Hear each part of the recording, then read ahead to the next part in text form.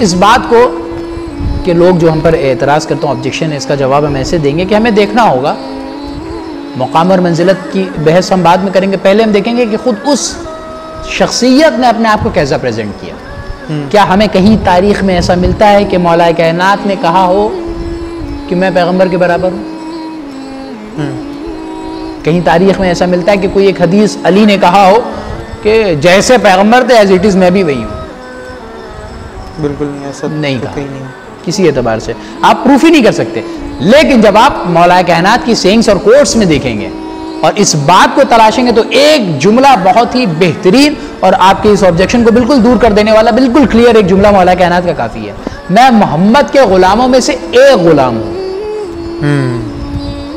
خدا دیکھیں تو اپنی پرسنالٹی کو مولا کائنات نے کیسے ڈیفائن کیا کہ میں محمد کے غلاموں میں سے غلام ہوں. اب آپ سوچئے کہ اتنی فضیلتیں اور اتنے کمالات اور خود پیغمبر اکرم سے اتنا گہرا تعلق ہونے کے باوجود مولا کائنات کا یہ کہنا اور کسی کو اتنا مل جائے تو شاید اپنے کو ان سے اوپر ماننے لگے گا اور مانے گا. یہ ہمارے اور آپ کے ساتھ جو ہوتا ہے کہ اگر ہمیں کسی نے سہارا دیا ہے تو ہم اس کے اوپر ہی چڑھ کے بیٹھ جاتے ہیں، یہ ہماری پرابلم ہے. لیکن مولا کائنات کا اخلاق اور کردار آپ دیکھیں، انہوں نے کیا کہا کہ میں جو ہوں محمد کے غلاموں میں سے غلام، یعنی کبھی بھی اپنے آپ کو رسول سے کمپیریزن کیا ہی نہیں، کبھی بھی نہیں کیا. ہائٹ آف ہمبلنس ہے کہ کتنے ہمبل ہیں امام، کتنے ہمبل.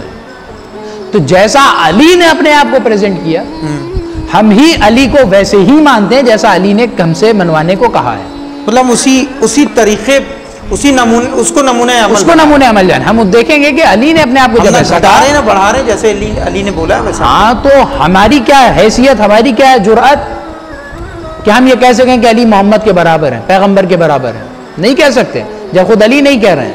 اور یہ وجہ ہے کہ جو اس طرح کی باتیں کرتے ہیں روز قیامت میں خود مولا کائنات ان کو پکڑیں گے اور خود ان سے قصاص لیں گے کہ جب میں نے اس جملے کو نہیں کہا تو تمہاری کیسے ہمت ہوئی کہ تم اس بات کو کہو. جو کہتے ہیں وہ سخت غلط ہیں، سخت غلط فہمی کے شکار ہیں. کبھی بھی مولا کائنات اپنے آپ کو برابر نہیں. ہم اس بات کو بالکل مانتے ہیں کہ مولا کائنات رسول اسلام کی حدیث ہے کہ میں اور علی ایک ہی نور کے دو ٹکڑے ہیں. جی انا وعلی من نور واحد، ایک نور سے خلق کیے گئے. جی خلقت ایک ہے، جی مقصد ایک ہے. جی معیار بھی آپ دیکھیں گے تو سمجھ میں آ جائے گا، معیار ایک ہے. مگر ہمیں دیکھنا ہوگا کہ خود اس پرسنالٹی نے اپنے آپ کو کیسا ڈیفائن کیا ہے، اسی طریقے سے ہمیں ماننا ہوگا، نہ ہم بہت نیچے لے جائیں گے. اب اس کے بعد مولا کائنات کا پھر جملہ ہے کہ نزلونی عن ربوبیہ ورفعوا عنی حدود البشریہ. خود مولا کائنات سے پوچھا گیا نہ ہم آپ کو کیسے مانیں گے، تو مولا نے کیا کہا کہ مجھے ربوبیت کے درجے سے نیچے کرو، ورفعوا عنی حدود البشریہ، اور مجھے بشریت کی جو حد ہے اور اس کا لیول ہے اس سے بلند رکھو. اپنے آپ کو خود ڈیفائن کر رہے ہیں کہ ہمیں نہ بالکل پست سمجھو اور نہ ہی لے جا کے خدا سے ملا دو، درمیانی راستہ. نہ ہم خدا ہیں نہ ہم عام آدمی ہیں. یعنی بہت واضح ہو گیا ہے، بالکل کلیئر ہے. جیسا پیغمبر کے لیے قرآن مجید کہہ رہا ہے کہ انما، پیغمبر کا خود اپنا قول انما انا بشر مثلکم، میں تمہاری طرح بشر ہوں، انسان ہوں. چلے یہاں تک تو آپ کامن مین میں تھے. لیکن پیغمبر نے اس کے بعد جملہ کیا کہا کہ یوحی الیہ، میری طرف وحی آتی ہے. یعنی میں کامن تھا، میں انسان تمہاری طرح تھا، لیکن میں ایک خاص کیسے ہو گیا کہ میرے پاس وحی آتی تمہارے پاس نہیں آتی. تو اب میں بشریت کے اس لیول پہ نہیں ہوں جس لیول پہ تم ہو. وہی مولا کائنات بھی ڈیفائن کرنا چاہ رہے ہیں. نیابت پیغمبر ہے، نفس پیغمبر ہے، تو بلند بھی اتنا ہی ہوگا کہ جتنا خود پیغمبر بلند ہوگا. اب آپ اس سے سمجھ لیں کہ کیا منزلت ہے مولا متقیان کی. لیکن اس کا ہرگز مطلب میں پھر کہہ رہا ہوں کہ یہ نہیں ہے کہ ہم دونوں کو ایک مقام پہ لے جا کے بڑھایا ہے اپنے مولا متقیان نے پیغمبر کو. پیغمبر نے مولا متقیان کی فضیلتیں بیان کی ہیں، یہ ان کا کردار تھا، یہ ان کا کیریکٹر تھا، چونکہ حکم الہی پر عمل کرنا تھا، جیسا کہ آئے بلغ سے ہم نے واضح کر لیا. اب اس کے بعد اب آپ دیکھیں گے بہت بڑا ایک سمندر ہے مولا کائنات کے فضائل کا. وہ روایت آپ کے ذہن میں ہے اور ہم سب اس کو بارہا دہراتے رہتے ہیں کہ اگر تمام دریا سمندر جو ہیں وہ سیاہی بن جائیں، روشنائی بن جائیں، تمام درخت قلم بن جائیں، تمام ورق درختوں کے جو ہیں وہ پتے جو ہیں وہ سب کاغذ بن جائیں تو پھر بھی سب اور تمام جن و انس مل کر لکھنے بیٹھے تب بھی فضائل علی کو نہیں لکھ سکتے، احسان نہیں کر سکتے. تو جب یہ صرف ہمارے یہاں بھی ہے، اہل سنت کے یہاں بھی اس طرح کی روایتیں ہیں. خود ان کے جو صحاح ستہ میں ایک سنن نسائی جی ایک کتاب ہے، بڑی معتبر کتاب ہے، نسائی ان کا عالم ہے معتبر، اس کا یہ جملہ ہے اور بھی لوگوں کا یہ جملہ ہے کہ جتنی مستند حدیثیں فضائل کی مولا کائنات حضرت علی کے لیے پائی جاتی ہیں اتنی کسی اور صحابی کے لیے نہیں پائی جاتی. اور مجھے نہیں لگتا یہ شاید جب سے دنیا بنی اور جب تک رہے گی شاید دنیا قائم و دائم رہے گی جی. اتنا بڑا انجسٹس کسی کے ساتھ ہو سکتا جی. ہے جو علی کے ساتھ ہوا ہے، مولا کائنات کے ساتھ جو ہوا ہے. خود اقرار دنیا کر رہی ہے، کرسچنز مان رہے ہیں کہ علی سے بڑھ کر کوئی عقل مند، کوئی ان سے بہتر نظام کا چلانے والا نہیں تھا. یہ کرسچن کوٹس ہیں. علی ہی سب سے برتر تھے خلافت کے عہدے کے، اور خلافت کی ہیرارکی میں چوتھے نمبر پہ جو کہ ناانصافی انجسٹس کس طریقے سے ہو رہا ہے. امام نسائی یہاں تک کہ جب آپ دیکھیں گے اور تاریخ میں پڑھیں گے کہ نسائی جو ان کا معتبر عالم ہے اور محدث ہے، اللہ ان کی کتاب صحاح ستہ میں سے کتاب کا لکھنے والا ہے، اس کی موت کا سبب کیا تھا. بڑا دلچسپ ٹاپک ہے. آپ جب دیکھیں گے تاریخ میں تو آپ دیکھیں گے کہ شام میں جب اس نے اس بات کو کہا کہ معاویہ کے مقابل میں علی وہ صحابی پیغمبر ہیں کہ جس کے پاس جتنے بھی فضائل ہیں وہ سب کے سب ساری حدیثیں ان کی مستند ہیں جو معاویہ کے پاس نہیں ہے. اس ایک جملے نے لوگوں کو اتنا غصہ دلایا کہ ان سب نے مل کر اس شخص کو اتنا مارا کہ یہ مر گیا، کیونکہ صرف اس نے ایک جملہ کہا تھا. آپ دیکھیں کہ تاریخ میں انجسٹس کیسے ہو رہا ہے، کن لوگوں کے ساتھ ہو رہا تھا. کہ علی کیا، علی کے بعد اگر کسی نے ان کی فضیلت کا اقرار بھی کر لیا تو اس کا جینا بھی دوبھر تھا. آج بھی یہی حالات آپ دیکھ رہے ہیں دنیا میں کیا ہو رہا ہے اور کس کو ٹارگیٹ کیا جا رہا ہے، یہ ہم سب خوب سمجھ رہے ہیں. لیکن اس موقع پہ ہمیں بہت ہی اپنے آپ کو سنبھال کر رکھنا ہے، کیونکہ ہم عام نہیں ہیں، ہم بہت خاص ہیں. ہمارا تعلق ایک ایسے مذہب سے، ایک ایسے دین سے ہے. ہمارا اسلام ایک ایسا مذہب ہے جس نے تحقیق کی طرف ہمیشہ انگلیاں بڑھائی ہیں، ہمیشہ قدم بڑھائے ہیں جستجو کی طرف، ہمیشہ ریسرچ کرنے کی طرف بڑھاوا دیا ہے. دین اسلام قرآن مجید کہہ رہا ہے افلا تدبرون، تم کیوں نہیں قرآن میں غور کرتے، تم کیوں نہیں فکر کرتے، تم کیوں غور اور تدبر نہیں کیا کرتے. اسی چیز کی کمی ہو گئی ہے، اسی چیز کی کمی ہے. ہم جو اپنے چھوٹے چھوٹے اختلافات ہیں انہی کو اتنا زیادہ ڈسکس کر لیتے ہیں کہ ساری زندگی گزر جاتی ہے اور ہمارے جو اصل ہدف اور اصل مقصد بڑے ایشوز ایڈریس نہیں ہو پاتے، وہ ہو ہی نہیں پاتا ہے. اس کا مسئلہ یہی ہے کہ ہم اختلافات میں اتنا زیادہ الجھ گئے کہ ہمیں ریئلٹیز کی طرف توجہ دینے کا وقت ہی نہیں مل رہا ہے. آپ ریئلٹی کی طرف آئیں، دیکھیں تاریخ کا مطالعہ کریں، ہماری نہیں نہ پڑھیں تو آپ اہل سنت کی تاریخ پڑھیں، آپ کو ملے گا کہ واقعی کیا شخصیتیں تھیں یہ اہل بیت، اور علی کی شخصیت کیا بلند پایا شخصیت تھی. تو یہ عبادت کا عالم ہے. آپ دیکھیں گے ہر اعتبار سے جتنے پہلو میں آپ کے سامنے ذکر کر رہا ہوں صرف اس لیے ہمارا ایک کانسیپٹ ہے، وہ یہ ہے کہ نیابت پیغمبر کسے ملنی چاہیے، یہ کانسیپٹ ہے ہمارا. تو اب ہم اس کے لیے دیکھیں گے کہ ہر اعتبار سے کیا علی کیپیبل ہے کہ نہیں ہے، اور دوسرے کیسے تھے اس اعتبار سے.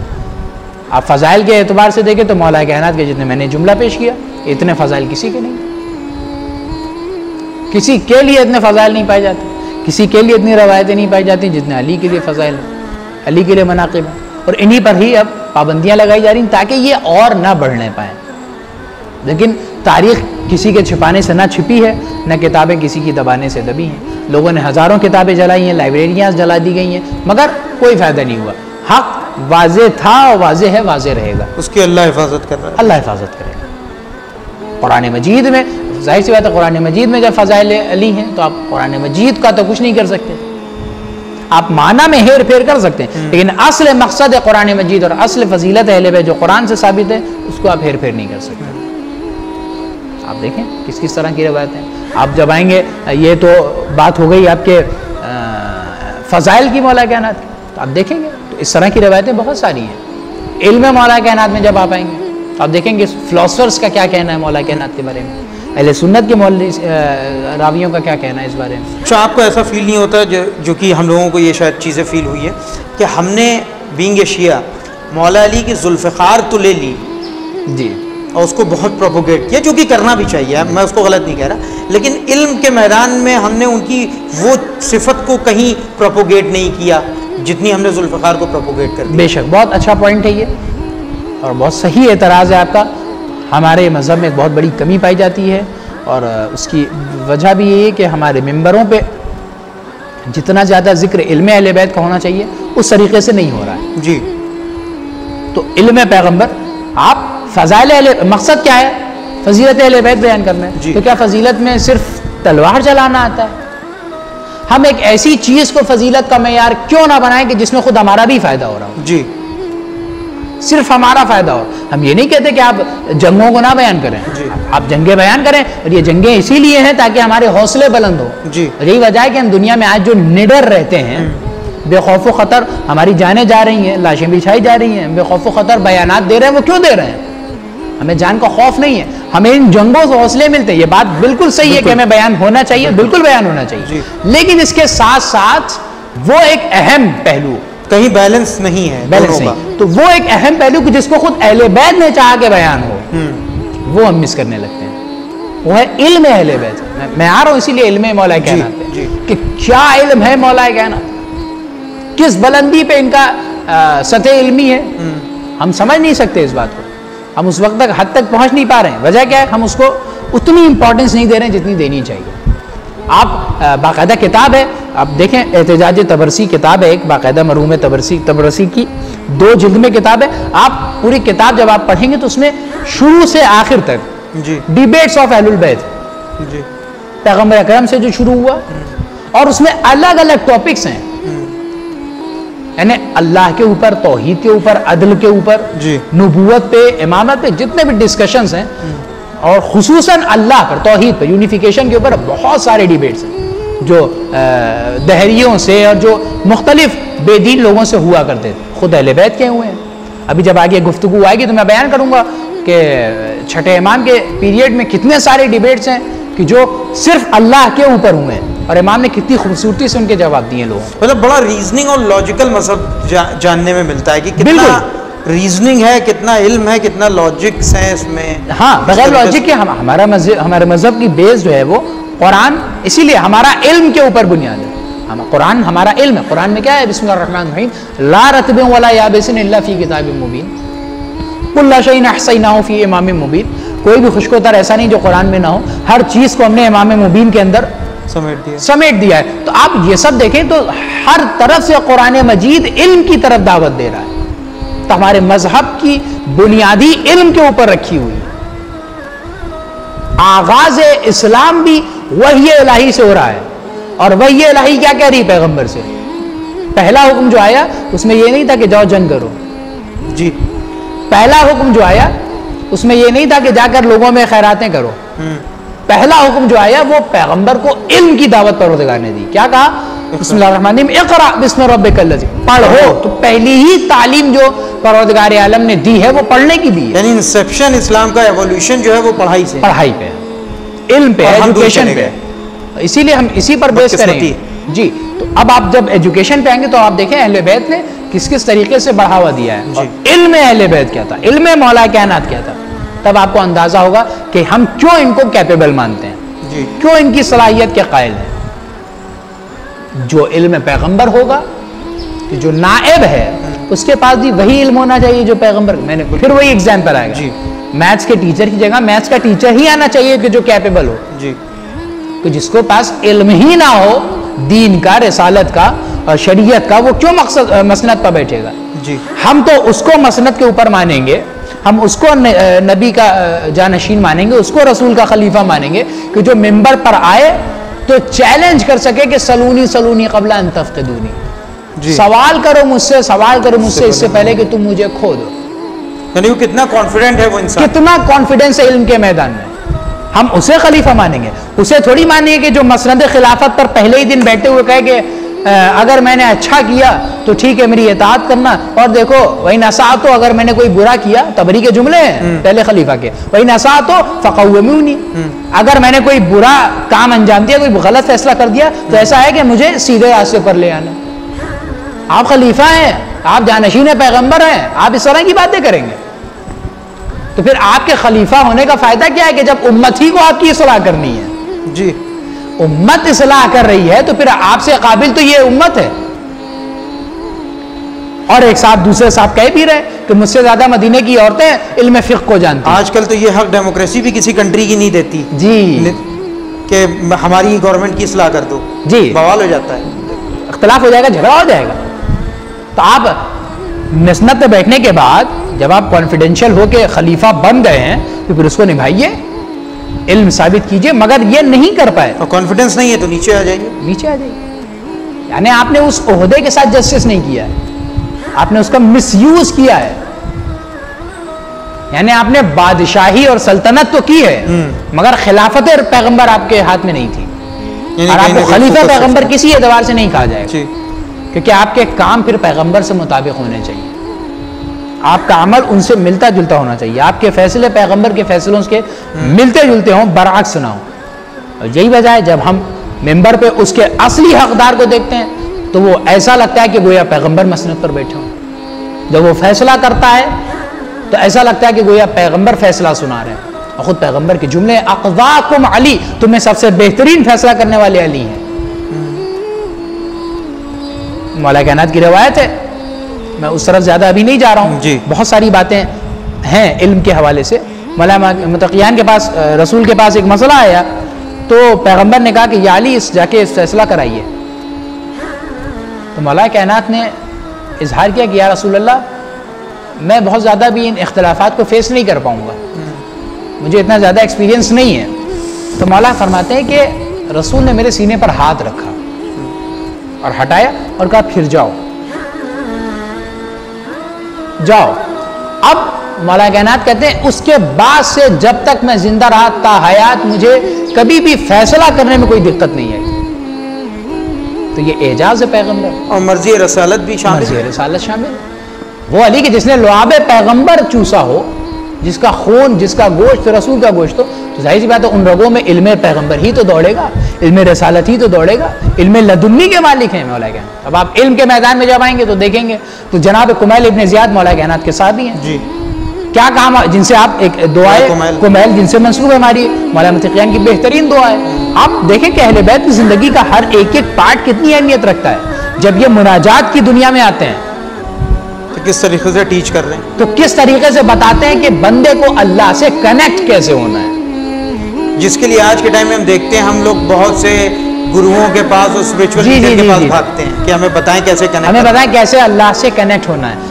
علی نے بتایا ہے کہ کس طرح سے مناجات کرنا ہے. آپ دعائے کمیل پڑھیں, تو میں اس طرف نہیں جانا چاہتا. تو یہ دعائے کمیل جسے دعائے خضر علیہ السلام بھی کہا جاتا ہے, یہ آگے پھر اس کا بھی ڈسکس کریں گے انشاءاللہ. تو جناب کمیل ابن زیاد سے مولا کائنات نے ایک جملہ کہا کہ اے کمیل اس سینے میں علم بھرا پڑا ہے. اپنے سینے کی طرف اشارہ کیا کہ اس سینے میں علم کے خزانے ہیں, کاش مجھے کوئی صلاحیت مند, کوئی کیپیبل پرسن مل جاتا تو میں اسے دے دیتا. اتنا علم ہے اس سینے. تو مولا کائنات کو شکوا تھا, 2 شکوے مولا کائنات کے مشہور ہیں. کیا کہا کہ مجھے اس تمہاری دنیا سے 2 شکوے. کیا شکوے؟ کہتے ہیں کہ جتنا میرے پاس تھا اتنا لوگوں نے مجھ سے سوال نہیں کیا, جتنا میں دے سکتا تھا اتنا لوگوں نے مانگا نہیں, اور جتنا میرے پاس علم تھا اتنا لوگوں نے پوچھا نہیں. تو شکوا علی کو اس بات کا نہیں ہے کہ تم علی کے جنگ کو نہیں بیان کر رہے ہو, تم علی کی دوسری چیزوں کو ڈیفائن نہیں کر رہے ہو, تم اور چیزوں کو بیان نہیں کرو. مولا کائنات کو شکوا اس بات کا ہے کہ تم علی کے علم کو نہیں مانگ رہے ہو, علی سے علم کو نہیں مان رہے ہو, علی کے علم کی وضاحت نہیں کر رہے ہو. لہٰذا یہ آج ہمیں بہت بڑا میسج ہے کہ علی ہمیں انڈائریکٹلی کہنا چاہ رہے ہیں کہ دیکھو میری ساری خوبیاں اپنی جگہ, لیکن جو مین مقصد اور مین موٹیو آف اسلام ہے وہ علم ہے. تو تمہیں چاہیے کہ زیادہ سے زیادہ میرے علم کو ایکسپلین کرو.